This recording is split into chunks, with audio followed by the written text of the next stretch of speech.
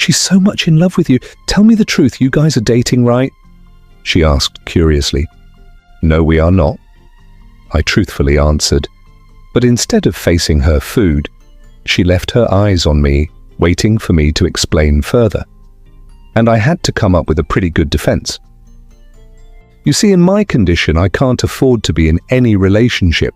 I have nothing to offer anyone, and I can't just take advantage of a beautiful and nice girl like Vivian because of my selfishness, or maybe what I stood to gain from her. Secondly, I have no special feelings for her. I value her friendship and care, but that's it. I can't deceive her and pretend to love her only for us to end up hating each other tomorrow. She's way better off without me. She deserves the best guy.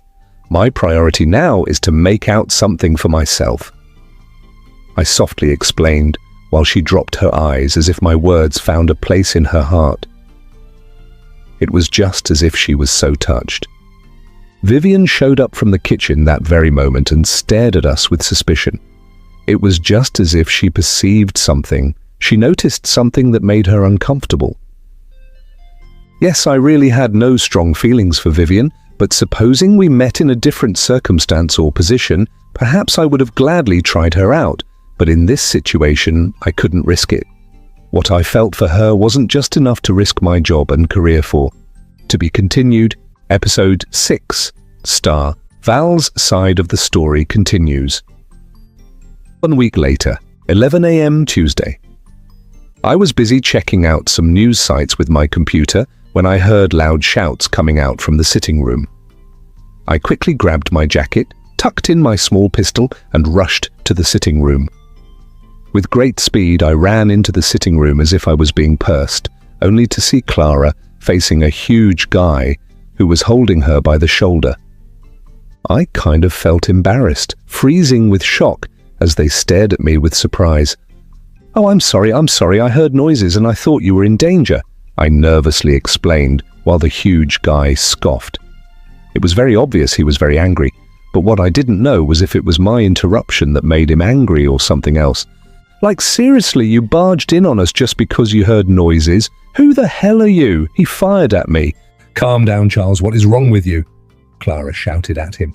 "Oh, I see you are now defending what he did," he asked Clara, who shook her head in anger.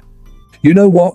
You can leave now. I'm tired of talking to you. We will see on Thursday," she said to him angrily, while he stared at her with disbelief.